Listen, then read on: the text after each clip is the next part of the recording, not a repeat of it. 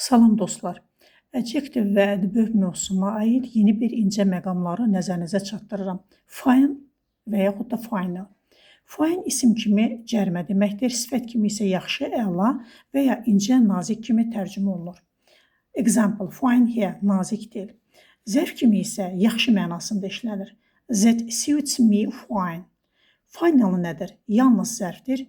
İncəliklə, həssaslıqla, dəqiqliklə tənzimlənmiş, düzəldilmiş mənalarını verir.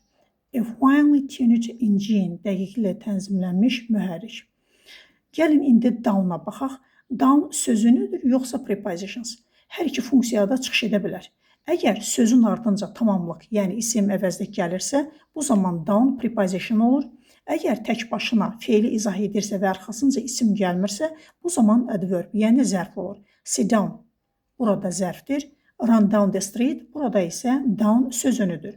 Sit down arxasında isim yoxdur. Haraya? Down aşağı. Bu adverbdir. He ran down the street, arxasında street isim gəldiyinə görə haraya, neylə, küçə boyu, yəni qaç. Bu prepositiondir.